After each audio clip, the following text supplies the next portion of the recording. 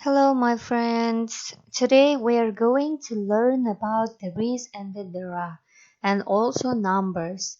Сәлем достар, бүгінгі біздің өтейінді отырған тақырыбымыз there is, there are деген не мағынаны білдіреді. Соны үйренеміз, және де numbers, сандар үйренетін боламыз. Енді сіздерде мына жерде there is, there are тақырыбы көрсетілген.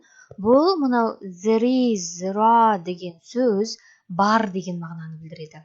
Мысалға, столдың үстінде бір нәрсе бар, бөлменің ішінде бір нәрсе бар, мысалға, столдың үстінде кітап бар, холодильниктің ішінде май бар, әйтеуір бір бар деген сөзді айтқыңыз келсе, бір жерде бір нәрсе бар деп, сол жағдайда біз осы there is, there are сөзін қолданамыз.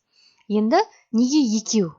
There is ол жекеше түрде қолданылады, егер бір ғана затты айтатын болсаңыз, ал there are ол көпше түрде көп нәрсені айтатын болсақ, ол кезде осы there are-ны қолданатын боламыз.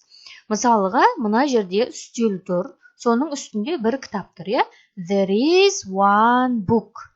Бір кітап бар. Ал мына жердегі үстелдің үстінде екі кітап тұр. There are two books. Үстелдің үстінде екі кітап тұр деген мағынаны білдіреді, Келесі, ал егер бар деп айтып болдық, енді жоқ болса ше. Мысалға, мына жердегі үстелдің үстінде ешқандай кітаптар жоқ, ешқандай кітап жоқ, зат жоқ, Сондай жағдайда біз мынандай not деген сөзді жалғаймыз. There is not жоқ деген мағынаны білдіреді, және де there are not ол да жоқ деген мағынаны білдіреді. Дәл жаңағыдай there is not жекеше түрде бір ғана затты айтқан кезде қолданамыз. Ал there are not ол біз көп затты айтқан кезде қолданатын боламыз, There is not-ты біз қысқартып there isn't деп айтсақ болады. There are not-ты біз қысқартып there aren't деп айтсақ болады.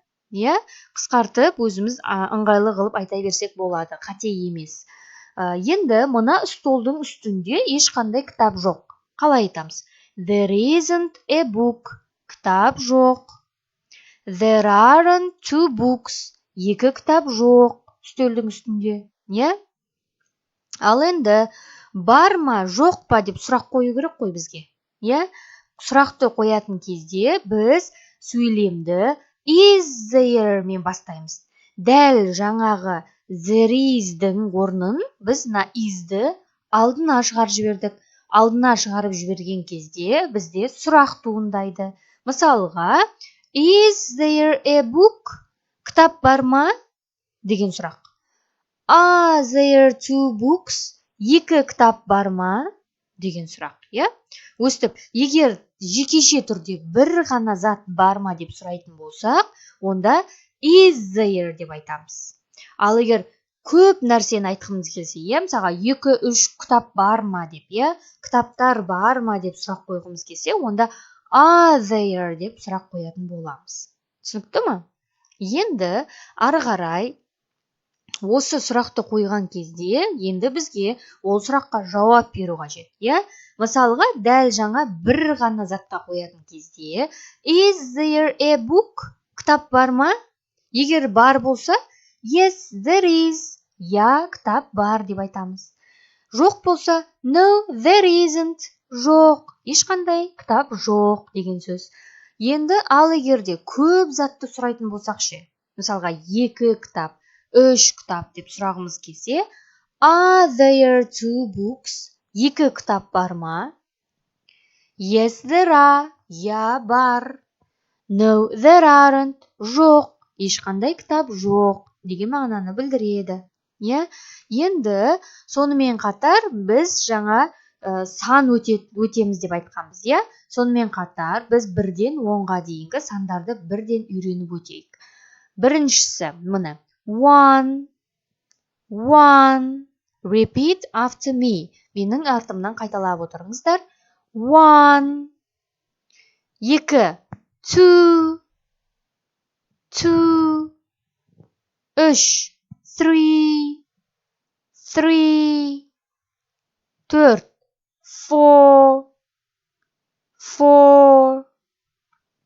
5. 5. 6. Six. Six. 7. Seven. Seven. 8. Eight. Eight. 9. Nine. Nine. 10. Ten. Ten. Енді сандарды бір қайталап өтсек, жаңағы өткен грамматикамызбен сандарды екеуін араластырып, қосып, сөйлем құрастырып үйренеміз.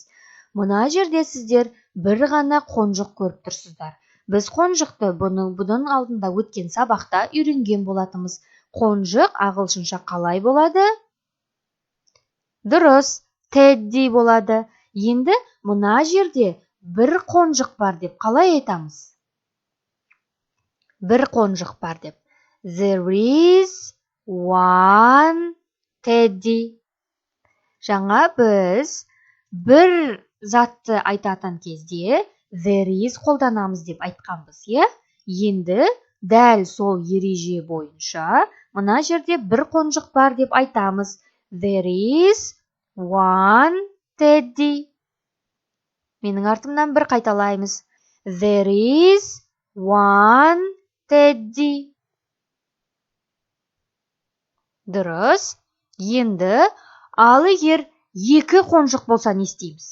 Екі қонжық болса, біз there is қолданбаймыз, е? Онда біз көпше түрдегі there are қолданамыз, е? Енді екі қонжық бар деп айтайық.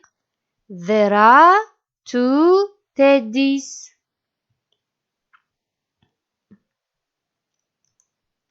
Тағы бір рет қайталаймыз. There are two Teddys. Керемет. Дәл осы ереже бойынша мына жерде бір машина бар деп айтайықшы. Дұрыс. Енді дәл осы ереже бойынша мына жерде үш машина бар деп айтамыз.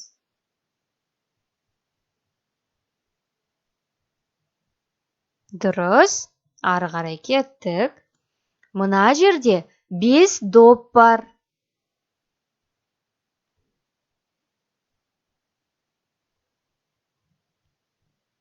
Дұрыс. Ары қарай кеттік. Мына жерде бір ит бар. Оны қалай айтамыз?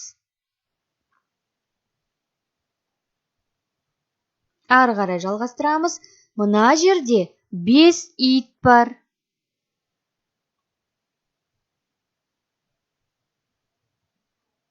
Ары қарай жалғастырамыз. Мына жерде бір мысық бар. Керемет. Мына жерде 7 мысық бар. Дұрыс. Бір жағынан санды үйренеміз, бір жағынан мысықты үйренеміз ағылшыншасын, бір жағынан мына жерде бар деп айтып үйренеміз, е? Сонда біз бір уақытта 3 нәрсе үйреніп жатырмыз. Түсінікті ме? Ары қарай кеттік. Мына жерде бір поезд бар.